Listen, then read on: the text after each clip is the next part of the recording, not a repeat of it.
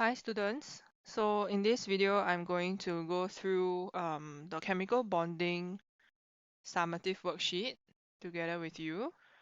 Okay, so let's start. Okay, so let's look at question 1. Here we have a diagram which shows you the structure of sodium chloride, NaCl.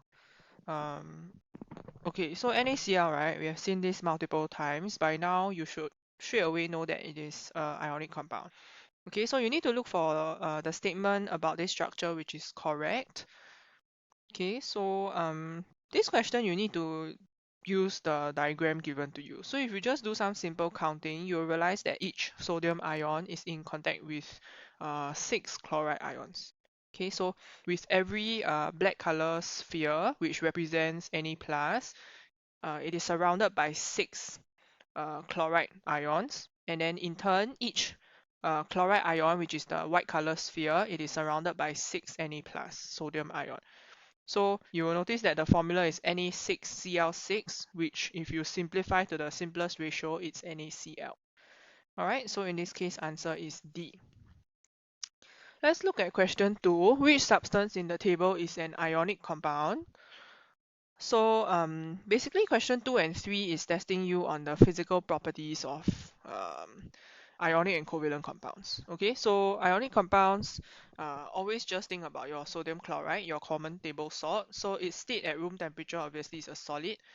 Electrical conductivity in a solid is poor, whereas in aqueous solution it is good. So answer is D. Question 3. Now we are looking at covalent compounds. So covalent compounds state at room temperature usually it's either gas or liquid.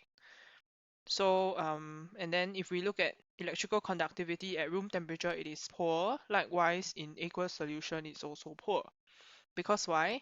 The concept that's being tested here is that your covalent compounds, they do not conduct electricity in all states. So it doesn't matter whether it's in solid, liquid, or gas, it just doesn't conduct electricity.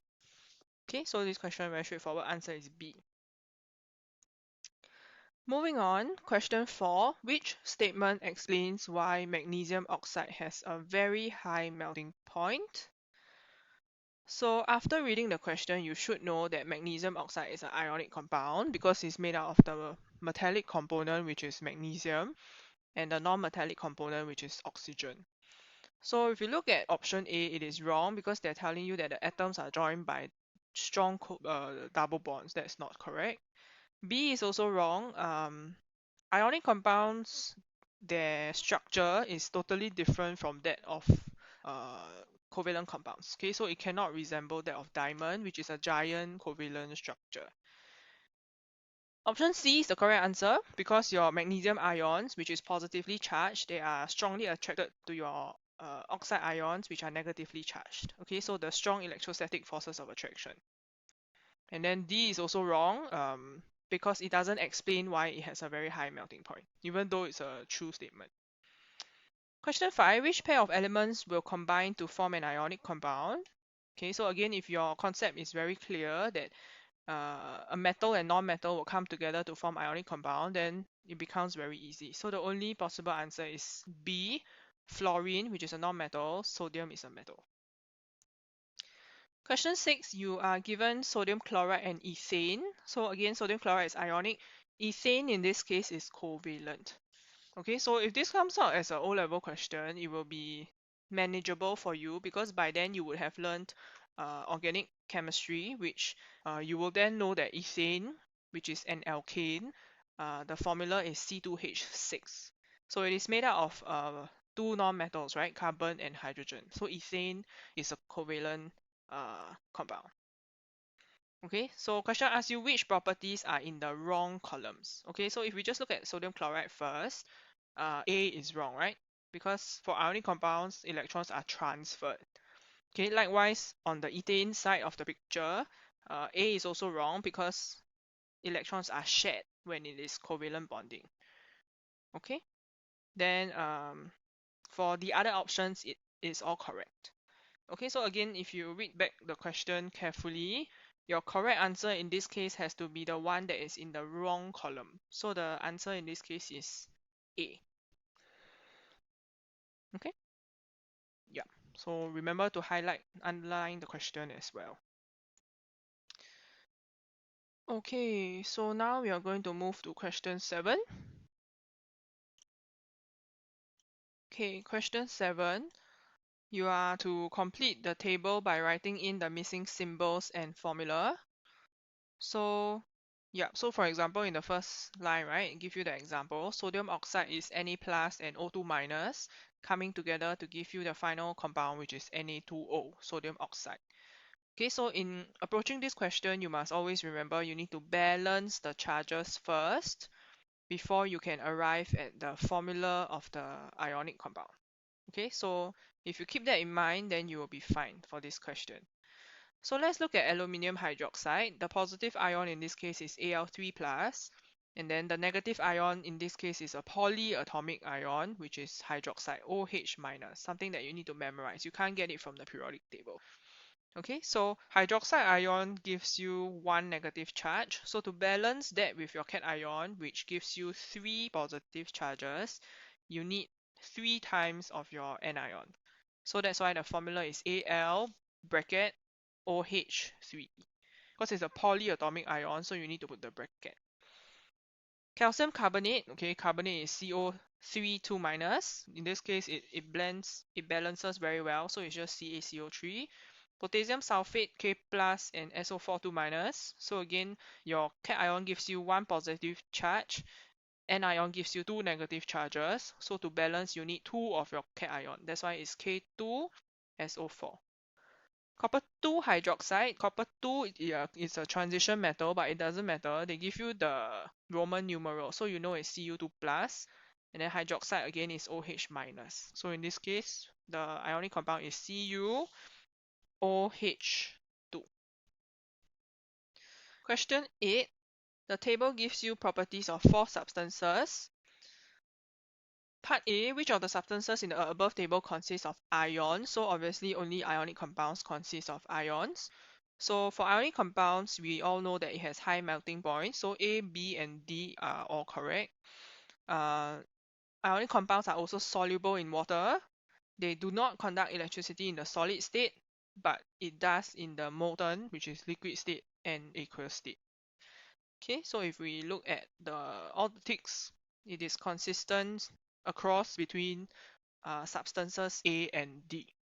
And then part B, small covalently bonded molecules. You should think of things like your hydrogen, oxygen, nitrogen. So all these, obviously, they are gases, right? So they have low melting points. So very straightforward answer is C. Okay, let's continue with question 9. So over here you have sodium reacting with oxygen to form the ionic compound sodium oxide. Draw a dot and cross diagram to show the bonding in sodium oxide. Okay, so by this time of the lesson, right, we have already drawn ionic compounds so many times. And I believe you are quite familiar with it already. So I will just jump straight into it, okay, by showing you the answer. So here it is. Okay, so let me get the laser pointer. Yeah. Okay, so sodium oxide, right? So again, you need to draw 2 components. So first part is you draw the cation, right? So the Na plus, because sodium is 2.8.1, if it gives away that 1 valence electron, it is left with 2.8, right? So that's why your inner shell has 2 electrons, second shell has 8 electrons. Then that's your cation. And then for oxide, it is 2.6, right? So you will gain 2 electrons, the one that is indicated by the cross, all right, to get the stable octet electronic configuration, then that is your anion. Okay, so remember to write in the legend as always. And then if you look at the things that I've highlighted, right, things that you need to take note. Number 1, your coefficients. So in this case, sodium oxide, the chemical formula of the ionic compound is Na2O. So in your dot and cross diagram, remember to put in the coefficient 2 so that you reflect the correct chemical formula. And then next thing is, of course, to draw in your square brackets. Make sure you have the correct charges. And then on the anion side, make sure you differentiate the electrons. All right. Part B, explain why sodium oxide has a very high melting point. So that's one of the physical properties, right? Yeah, and if you think about it, your ionic compounds, because they're always in the solid state, right? So that gives you a clue also that ionic compounds always have a very high melting and boiling point. Okay, so let's look at the answer together. So okay, so the thing about this topic, right, chemical bonding, more often than not, students always, it's not that students don't know the concepts. Okay, so many a times students know the concept, but they don't know how to answer the question. So apart from being a good student and to understand the lesson and so on, you also need to be a bit exam smart to know how to answer questions. So whenever you want to talk about explain about physical properties, we must always go back to talking about structure and bonding. So in this case, we will say that sodium oxide has a giant ionic lattice structure. Okay, then because of this structure that it has, this therefore requires a large amount of energy to overcome the strong electrostatic forces of attraction between the oppositely charged ions. Okay, in part C, we will also see a similar way of answering the question. But this time around, it is to explain why solid sodium oxide cannot conduct electricity, but when it is molten, it is able to conduct electricity. Okay, so let's have a look. Let me push this up a bit. Yep. Okay, change the pen a bit. Then let's go. Okay, so this kind of question is not easy because you need to really structure your question, your answer well, and make sure you hit the pointers. Okay, so let me show you the answer first. We will run through together, then again I will annotate and tell you what are the places where the marks are being given. Okay? Okay, so first part we talk about in the solid state first, right? So solid sodium oxide, okay, what is happening to them? So in terms of the structure, the ions are held very tightly in a giant ionic lattice structure by strong electrostatic forces of attraction. Right? Remember, um, the forces of attraction is electrostatic, right? Because there's positively charged and negatively charged, so they will attract each other and then form this very strong attraction.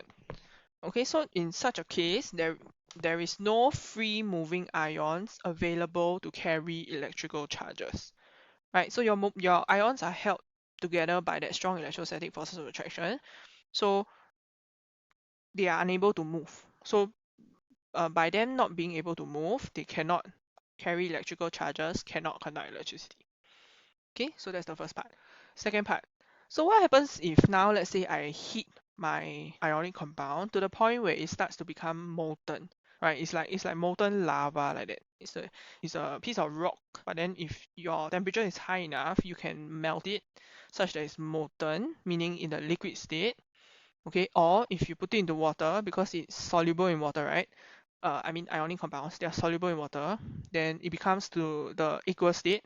Then what will happen is that the ions will start to break away from their giant lattice structures, and then thus now you have the um, you can now have the free moving ions. Okay, why is that so? Because when your ions break away from this giant lattice structure, the electrostatic forces of attraction between the ion is now reduced. Reduced. Okay, so the keyword here is reduced. Yeah. So, and then of course the last sentence, you just link it back to the question lah. So hence the ions are free moving, thus able to carry electrical charges, thus molten sodium oxide is able to conduct electricity. Okay, so that's the idea. Yep. Okay, so this is the full answer. So as you can see, it's just words, right? So let me highlight for you. Okay, so if you put yourself into the shoes of a teacher, this is what we are going to look out for, right? But if you go back to the question, it is also made very clear to you. You need to explain in terms of number one, structure, number two, bonding, why, part one, so solid sodium oxide is able to conduct electricity, and part B, why molten sodium oxide is able to conduct electricity.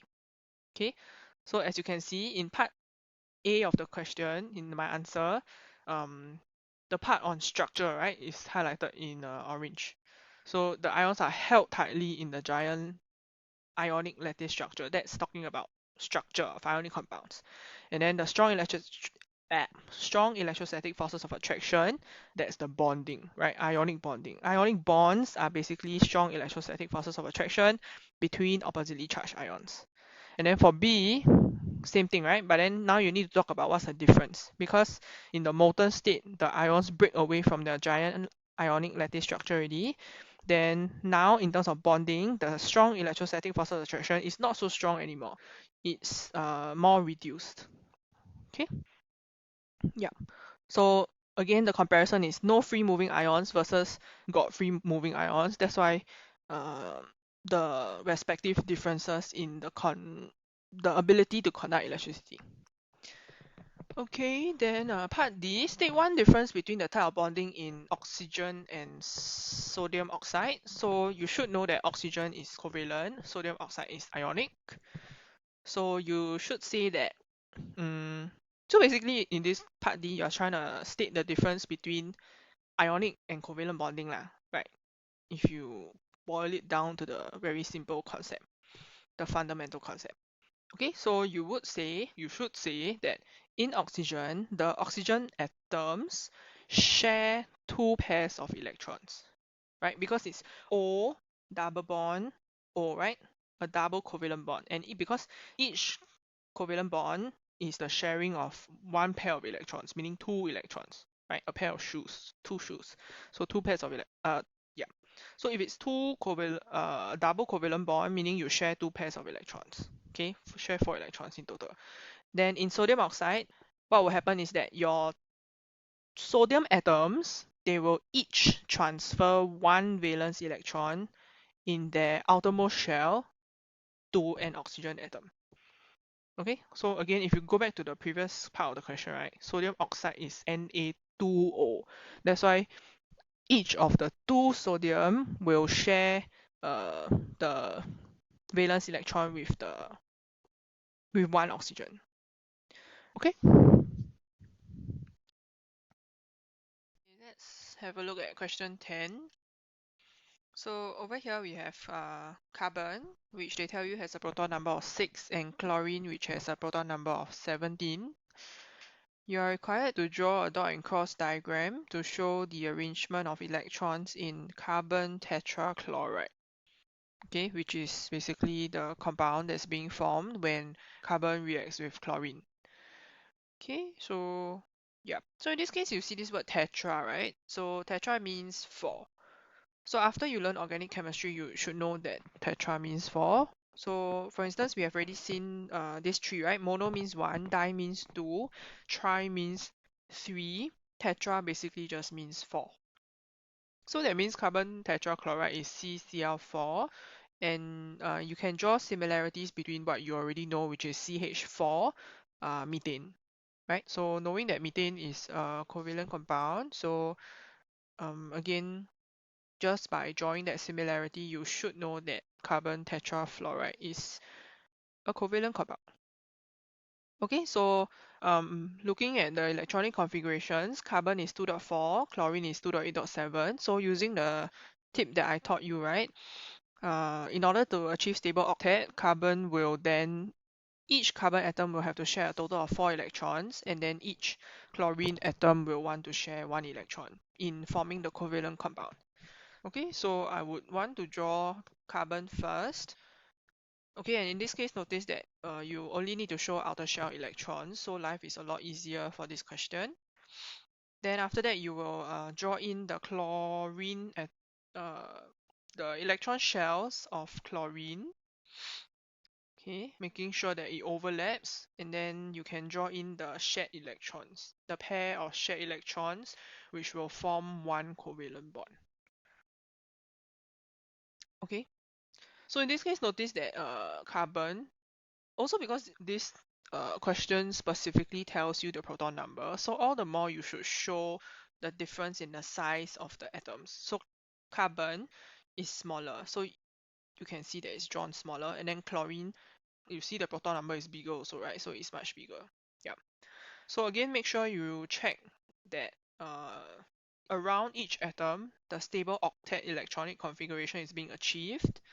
Okay, and then write in the legend to make things very clear. Okay, then easy. This is a 2 marks answer to the dot and cross diagram. Okay, then part B, explain why carbon tetrachloride exists as a gas at room temperature and pressure. So RTP is 25 degrees Celsius, right? And 1 atmosphere. So yeah. Okay, so let's look at it. So carbon tetrachloride in this case, again, we know that it is a covalent compound because it is carbon's a non-metal. Likewise, chlorine is also a non-metal, right? Both of them are on the right-hand side of the periodic table. Okay, so carbon tetrachloride exists as a gas at room temperature and pressure. In this case, I'm just going to be lazy and write RTP as it has a low boiling point. So that is your first point. Okay, so and then how do you get this low boiling point, right?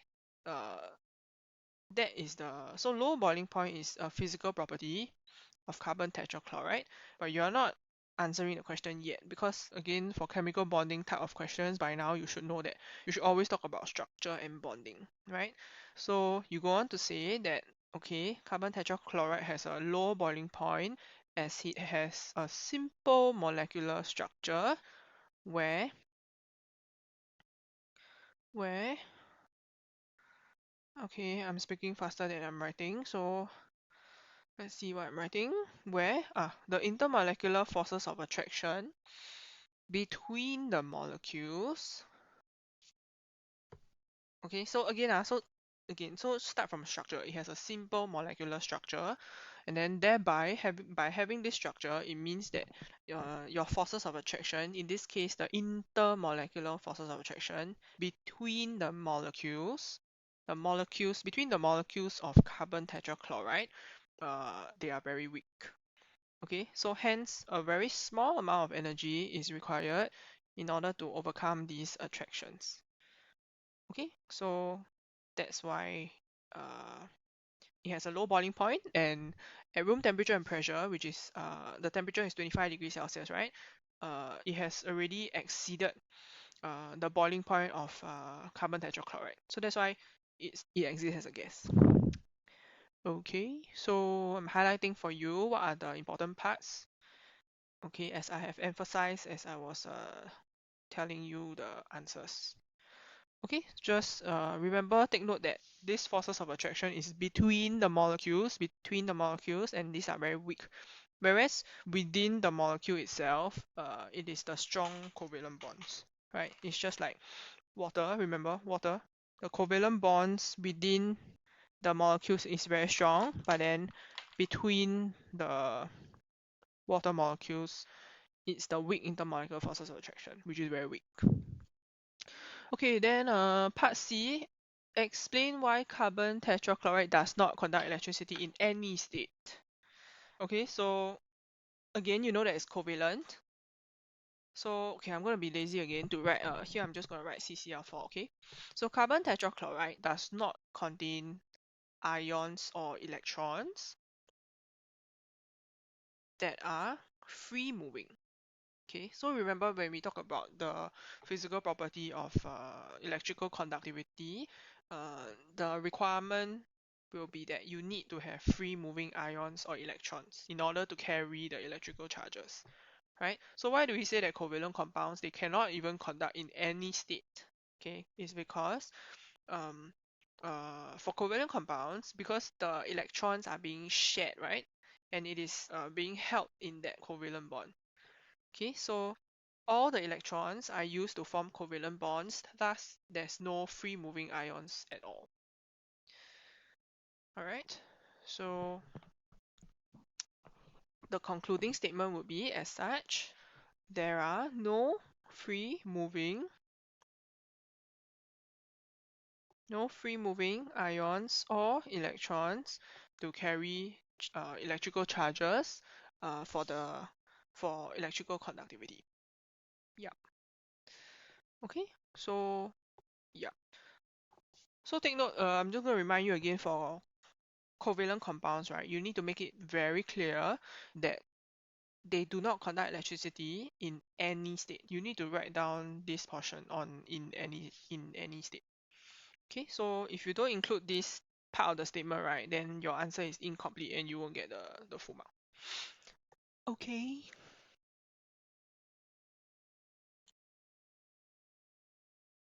Okay, let's move on to the next part, which is on application and analysis.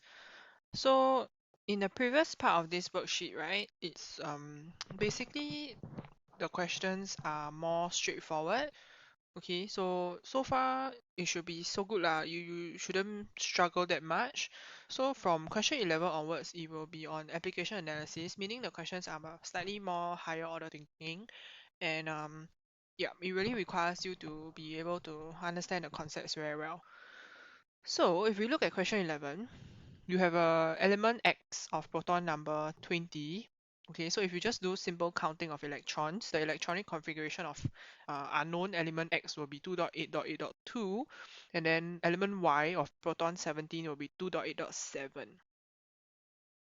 So based on this information, um, you know that element X is going to form a cation of 2 plus, and element Y is going to form an anion of 1 minus, right? So if you do simple balancing of charges, you will know that the chemical formula of the compound form is XY2.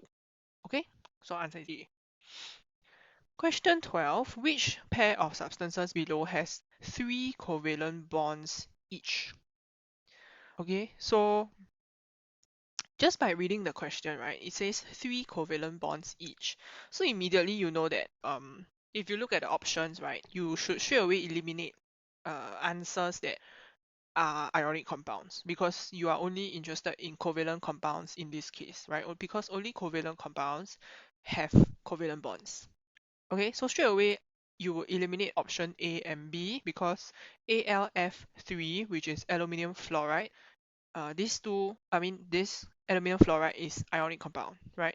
Aluminium is a metal, fluorine is a non-metal. Okay, so A and B is out, you can eliminate. Then you can zoom in on options C and D. So N2, right, which is nitrogen gas, we all know that it's a N triple covalent bond. So yeah, so that has 3 covalent bonds. And then if we look at water, we know it's the Mickey Mouse shape, right? It has only 2 covalent bonds. So in this case, answer is D, right? Your boron trifluoride, uh, because it's a tri, right? 3, so it's a 3 covalent bond. So answer is D. Question 13. You have a diagram showing the arrangement of electrons in the outer shells of the atoms in compound LM3. Okay, so they ask you to identify which pair of elements could be L and M. So in this case, this question, they draw for you the dot and cross diagram. Okay, so this is why the legend is very important, right? Because if you are on the other side of this whole dot and cross diagram, then you will need the legend to know what is what. So knowing that cross is the electrons of L atom, you know that there's 5 valence electrons, and then for M, it has 1 valence electron. So that one probably is hydrogen, right? So if you look at the options, L has to be nitrogen, right? Because only nitrogen is in group 5, if we look at all the options, and then M is hydrogen. So answer is B. Question 14, you have a table below which shows you the atomic structure of 6 particles A to G. Shouldn't that be 7 particles? Okay, I think there's a typo there. So the particles in this case may be atoms or ions. And note that the atoms, or rather the letters, do not represent elements. So you can use the letters to answer the following questions. Each letter may be used once, more than once, or not at all. Part A, which 2 particles are isotopes? So this you need to bring back your knowledge from chapter 5, right, which is atomic structure. So quickly recall isotopes, what's the definition? They Isotopes are atoms, first and foremost. They are atoms of the same element and with the same number of protons but different number of neutrons. Okay, so for instance, some examples that we have seen in class will be, let's say, hydrogen isotopes, carbon isotopes, and so on. Okay. Yeah, so with the understanding, then it becomes easy, right? So you just zoom into the part on number of protons. You will notice that particles B and C, they have the same number of protons, but they differ in the number of neutrons. So yeah, lor, like that, B and C, that's your answer. Part B, particles what and what form covalent bonds with each other. So you need to know that, again, only when one non-metal uh, bonds with another non-metal, then you will form covalent bonds, right? So here very quickly, I'm just going to dissect the question a bit more, the table. So I'm given the number of electrons, right? So I will want to break it up into electronic configuration because I will be able to tell from the electronic configuration whether the particle is a metal or non-metal, right? Based on what I know of from the periodic table in terms of the group number. Okay, so in this case, as I have highlighted, your particles B, C, and G, they are non-metals, right?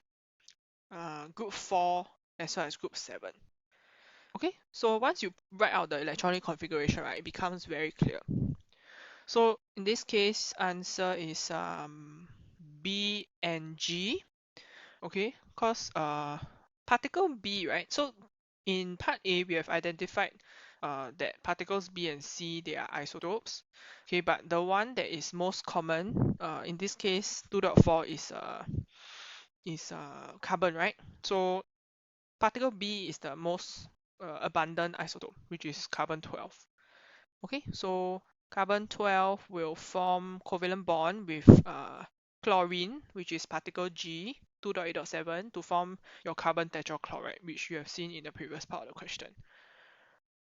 Part C, particle what is a noble gas. So again, once you write out the electronic configuration, right, it's very clear. Straight away, you can tell that the easiest answer is particle A lah. Number of protons is 2, right? So it's definitely helium. Helium is a noble gas. Part D, particle G forms diatomic molecules in nature. So that will be your chlorine, right? Chlorine is in group 7. Group 7 elements, they are diatomic in nature. Part E, particles what and what form ionic bonds with each other. So you will look for one non-metal and one metal. So in this case, your metal is very clear-cut particle E because it's 2.8.2, meaning it is a metal in group 2 of the periodic table. And then you will want to look for another non-metal that would be G, right? So for instance, with the information that you're provided with, actually you can conclude that the ionic compound formed between E and G is MgCl2, magnesium chloride. Okay? Yeah.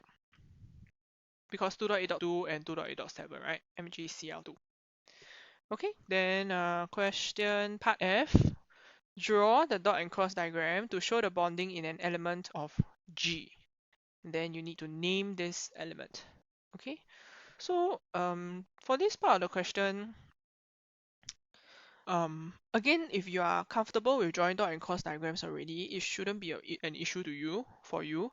But just take note that this kind of question where they tell you that it is an element of G, in your answer for the chemical symbol, right, you should write the letter G.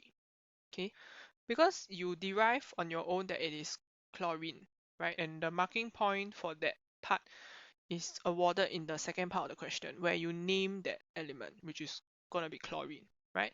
So when you draw the dot and cross diagram to show the bonding in an element of G, the chemical symbol you must write G instead of Cl. Okay, so yeah, but in your head you should know like you're drawing chlorine molecule. Okay, so yeah. So chlorine again, it's 2.8.7. So make sure that you have your 3 electron shells. The outermost, the valence shell should have 7. And then because it's covalent bonding, it forms one covalent bond in this case, so sharing of one pair of electrons. Okay, yeah, this element is chlorine. Okay, so yeah, so can you see that this question, so actually the concept, right, is all the same, and then it's based on what you already know and what we have done in class. But the only difference, or rather the challenging part, is they give you unknowns, and then you gotta figure things out in that sense. So that's why this is a higher order thinking question, and it's more like a application and analysis kind of question. Okay. All right. Next. Okay, let's continue with question 15. Okay, so you have a structure of a molecule of a compound shown below. Only the valence electrons of each atom are shown.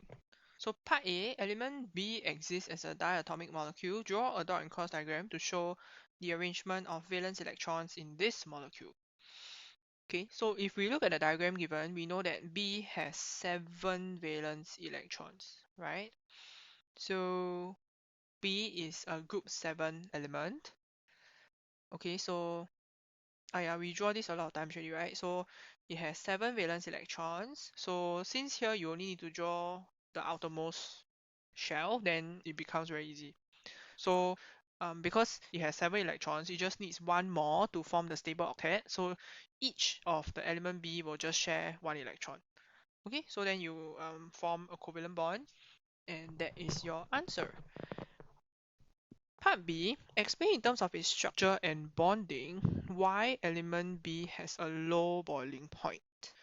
Okay, so again, it'll be good to take your highlighter, highlight, underline the important parts that you need to address in your answer, right? So again, you see the questions is all the same lah, you see, right? They give you a physical property, in this case, low boiling point, and then you need to explain in terms of structure and bonding. Okay, so if you refer back to the questions that we have done beforehand, before this, one of the questions before this, in fact, that question was more demanding, right? So this kind of 2 mark simple question, you should be getting it correct because it's simple. Okay, so element B has a simple molecular structure. That would be the structure part that you answer. Okay, so based on this structure, therefore it has the intermolecular forces of attraction between the molecules are weak. Okay, so hence little amount of energy is required to overcome these weak intermolecular forces of attraction.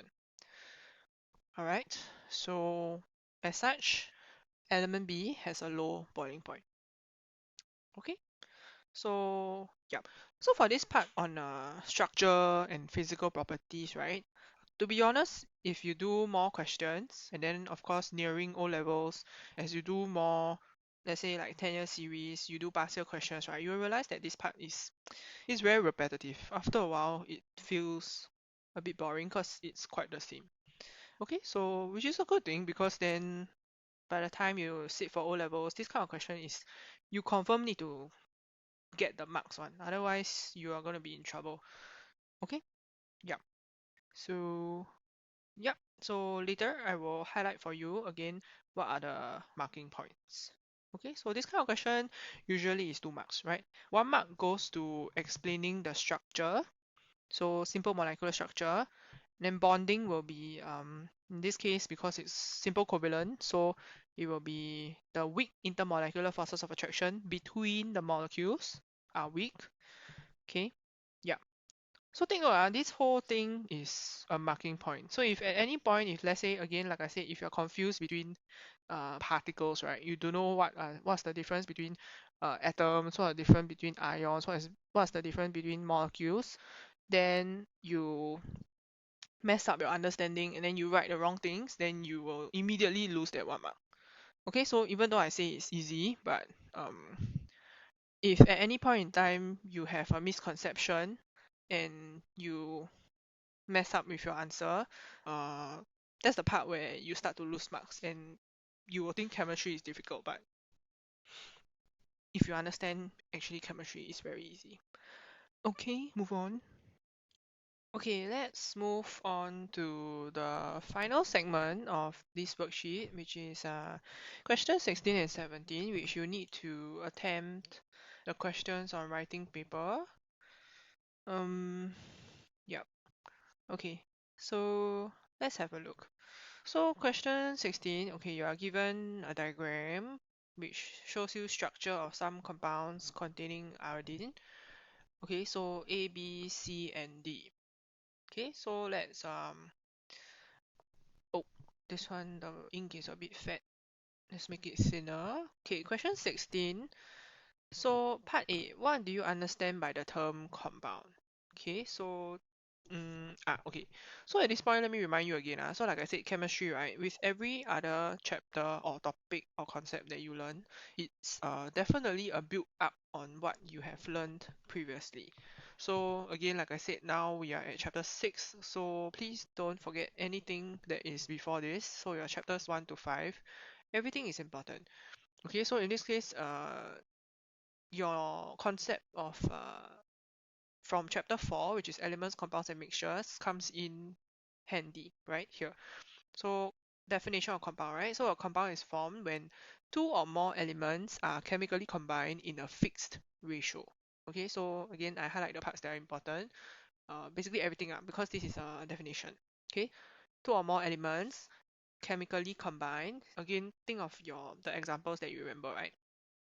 So water, two or more elements. So in this case, you have your oxygen and then your hydrogens chemically combined in a fixed ratio. So it is always 2:1, 2:1. Okay, then part B, apart from each compound containing iodine, what is common in compounds A, B, C, and D? Okay, so the answer will be that all of the above compounds consist of two elements. Okay, so for instance, if you look at compound A, it is made out of elements iodine and chlorine. B is made out of elements sodium and iodine. C is made out of hydrogen and iodine. And D is made out of oxygen and iodine. Okay? Yeah. Then part C. Which of these compounds, A, B, C, or D, has the highest melting point? Okay, so probably should highlight that part, highest melting point. Okay, then explain your answer. Okay, so as you can see, this part C, right, is worth 3 marks. Okay, so 3 marks is a lot, so that means that probably gives you a big clue on the amount of concepts that you need to bring up, okay, in terms of your understanding. So first and foremost, the first mark goes to identifying which compound has the highest melting point. So in this case, it's compound B. All right, so let's just put it this way. Unfortunately, if you get the first part wrong, right, if you, let's say you write compounds A, C, or D, then sorry lah, immediately you lose the 3 marks. Okay, because then it already shows that you don't understand the question. Okay, so compound B, then explain your answer, right? So you have to say, so like I said, it's always the same thing, right? When you explain physical properties, you always talk about structure and bonding. Okay, so in this case, compound B, it has a giant ionic lattice structure, which requires a large amount of energy to overcome because the strong electrostatic forces of attraction is hard to overcome, right? You need a lot of energy in order for this attraction to be overcome. Um, that's why it results in the high melting point. Okay, so yeah. Uh, yes, okay, so that is the full answer.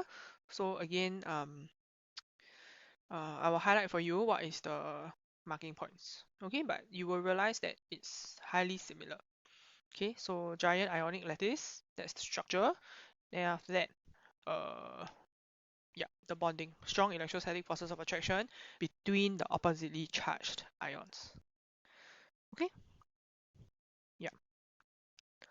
So again, take note because this is ionic compound, so the particles that you are talking about are ions.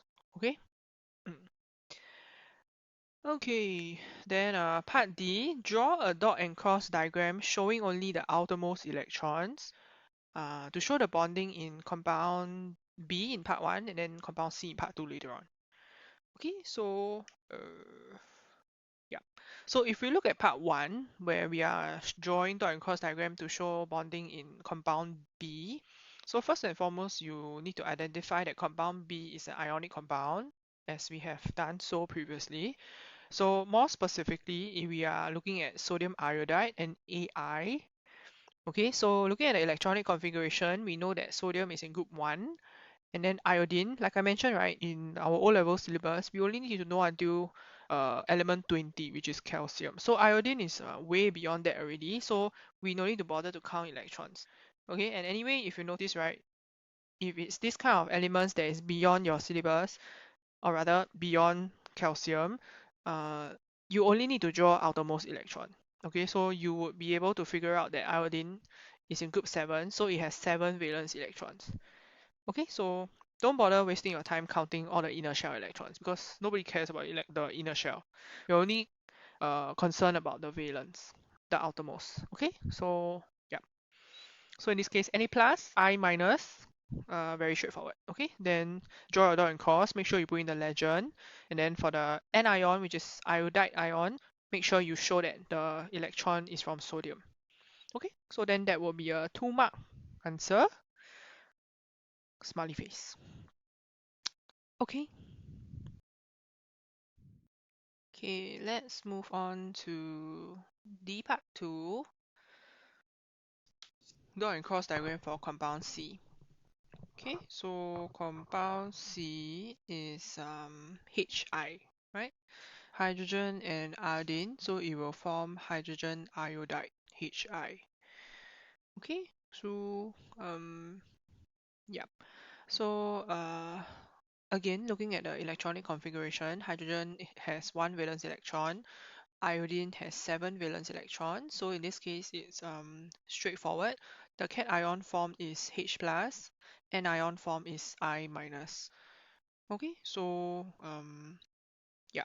And since both of them are non-metals, it will form covalent compound. So you just need to make sure that uh yeah, both your outermost electron shells are overlapping. Your electrons that are shared are right smack in the middle. Use the correct symbols and then write the legend and you are done. Okay, so yep, again quite straightforward. So make sure that the around each atom they are stable. So hydrogen should be a stable duplet, and then iodine should be a stable octet. Okay, then that will be 2 marks. Moving on to part E, which is slightly more mind-boggling. So part E, question says explain why compound B conducts electricity only when it is dissolved in water, but compound C does not conduct electricity in any state. Okay, so just as I write the answer and I talk about it, right? I also want to talk about exam techniques. Okay, so as you can see, again, this question has 2 parts. So basically addressing the physical properties of compound B and then also the physical properties of compound C, right? And you realize that up to here, we are already at part E of the question. Okay, so perhaps now at Sec 3, you won't really see such questions as much, but when you go to Sec 4 and then nearing O levels, when we are doing more revision questions and when we are doing uh, looking at the full chemistry paper already, then you will start seeing more long questions. So then this kind of exam techniques become very important because you realize that mm, we are at part E, right? So whatever information that we have gone through and looked at in the previous parts, it will all become important. So for instance, you already know from previous parts that compound B in this case is an ionic compound and then compound C is a covalent compound. Okay, so in the first part of your answer, you will then say that you will address the part where compound B, when it's dissolved in water, it forms aqueous solution, right? So in an aqueous state, your ionic compound, what will happen is that the ions, okay, let me point to it. The ions will break away from their giant ionic lattice structure, and thus the electrostatic forces of attraction between the ions is reduced. Okay, so again, you see this structure of writing again, right? In the previous questions, earlier question in this worksheet, you also saw something similar. Okay, so yeah, so it's really all the same. You just need to change according to the question only. Okay, so hence the ions are free moving to carry electrical charges for electrical conductivity. Now, this question is a bit tougher because you notice that, again, going back to the question, right? It asks you, explain why compound B conducts electricity only when it is dissolved in water. So the tricky part here is that you also kind of need to mention what happens when it is not dissolved in water. Okay, which is our next part, where the scenario we need to address is when compound B is in the solid state. Okay, that means before you throw compound B into the water and it dissolves in water, what is going on with it? Okay, so yeah, so when compound B is not dissolved in water, meaning when it is in the solid state, okay, then what will happen, right? Okay, tell you what, I'm just going to forward this, otherwise you're just going to watch me write. Okay, so yeah, so when compound B is in the solid state, the ions are held tightly in the giant ionic lattice structure by strong electrostatic forces of attraction. Hence, there are no free moving ions available for, or rather to carry the electrical charges for electrical conductivity. Okay, so this is the part that I want you to see, me highlighting the important portions. Okay, so dissolved in water versus in solid state, how are they different? And then your explanation, how are they different? So when it's dissolved in water, ions break away, thus your strong electrostatic forces of attraction between the ions is reduced. Okay, so now you have all the free moving ions, moving around. So that's how they can carry the electrical charges. That's why it conducts electricity. Whereas compound B, if it's all held in a fixed manner, then your electrical charges will just not be able to be carried. Okay, because no free moving ions. Okay, so yeah, but you're not done yet because you have not addressed compound C, right? So compound C, why is it that it does not conduct electricity in any state? Okay, again, this part will be a repetition. Okay, basically saying that in covalent bonding, all your electrons are already used to form covalent bonds. Therefore, there's no free moving ions or electrons to carry electrical charges. Okay, yeah. So highly similar to what we have seen in previous questions, but the trick and the difficult part really is how do you um, modify your answers to suit whatever the question is asking you. Okay, so if you're able to do that, then this part is not difficult. Okay, so yep, that's it. Okay, let's persevere on and look at the last question, question 17. Okay, so here we have question tells you there's magnesite, which contains the ionic compound MgCO3, which is magnesium carbonate. So magnesite, it will decompose when it is heated strongly, forming an ionic compound, magnesium oxide, as well as a covalent compound, carbon dioxide. Okay, so you realize that over here, um, you realize that this actually brings in your concept from lower sec science even, right? So we talk about chemical changes in chapter 18. Um, so decomposition, right? This is a thermal decomposition. So you use heat to decompose your magnesium carbonate into two things. Number one, your ionic compound magnesium oxide. Then number two, your covalent compound carbon dioxide. Okay, part A asks you to write down the electronic structure for a magnesium ion. So in this case, it's 2.8, the stable octet, right? So just be careful lah. Over here, they ask you for electronic structure of the ion. So your magnesium atom would have already given away or have already lost that 2 valence electrons in order to form the stable octet 2.8. Okay, so answer is 2.8. Part B, explain what is meant by an ionic bond and describe how ionic bonding is formed. Okay, so I would say part B is quite out of the norm kind of question, okay, but you must still be able to describe what an ionic bond is and basically what ionic bonding is also. Okay, so yeah, let me just scroll through so that you don't have to watch me write. Okay, so ionic bond is the strong electrostatic forces of attraction between positively and negatively charged ions. And then in terms of ionic bonding, basically the whole idea is that your valence electrons from the metallic atoms, so for instance, in the case of, let's say, sodium chloride, right, that one valence electron from the 2.8.1, it gets transferred to the non-metallic atom. In the case of, let's say, chlorine, 2.8.7, it needs one more, right? Okay, and thereby, in this process, it forms the positively and the negatively charged ions respectively. So for instance, Na plus and Cl minus. Okay, and this Na plus and Cl minus, because they are oppositely charged ions, they will attract each other. Okay, so that's how ionic bonding forms, and that's ionic bonding in a nutshell. Okay, so yeah, so all these things are the important points that I'm highlighting for you. Okay, so again, remember, ionic bonding is the transfer of electrons. Covalent bonding is the sharing. All right, yeah. So this is part B. Then, okay, let's look at part C.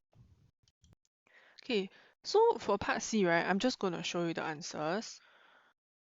So C part 1, right, draw the dot and cross diagram showing only outer shell electrons, the bonding in magnesium oxide. Okay, so yeah, so the cation, magnesium, is Mg2 plus, so remember square bracket charges, and then oxide is O2 minus. Make sure you draw the symbols correctly, put in the legend. Okay, then that's 2 marks.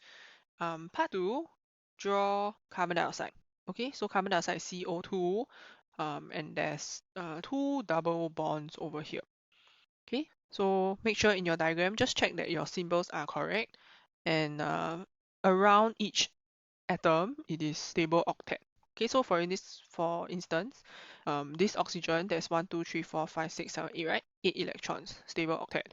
Around this carbon, 1, 2, 3, 4, 5, 6, 7, 8, stable octet. Likewise, for the last oxygen, 1, 2, 3, 4, 5, 6, 7, 8, stable octet. Okay, then plus the legend, that's it, done. 2 marks. Okay. Okay, let's look at the last part, part D. So here you have, you are told that the melting point of magnesium oxide is 2852 degrees Celsius, while the melting point of sodium chloride is 801 degrees Celsius. Okay, then part 1, you need to explain why the melting points for both magnesium oxide and sodium chloride are very high. Okay, so both in this case are ionic compounds. So the comparison here is between two ionic compounds. Okay, so even though both are ionic compounds, but if you break it down further, you realize that there's quite a bit of difference, right? And here the difference is in terms of the charges.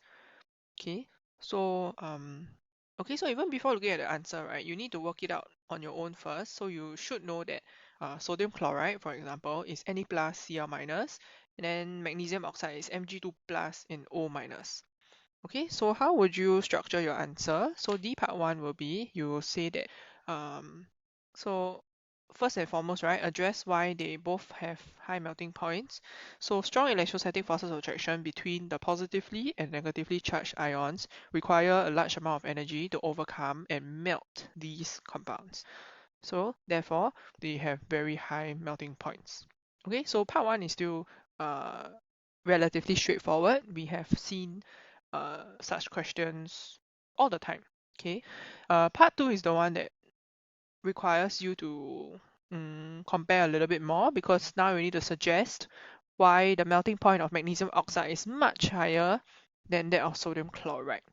Okay, so sorry, this is the part where the difference in charges becomes more prominent, and you need to reason it out, okay, in your explanation. So how can you do it? You can say that the charges between magnesium and oxide ions, okay, again, I'm going to forward so that you don't have to watch me, right? Okay, the charges between magnesium and oxide ions are higher than that between sodium and chloride ions. So the logic is the higher the charge, the stronger the electrostatic forces of attraction between the ions. Thereby, a larger amount of energy is required to overcome the stronger bond.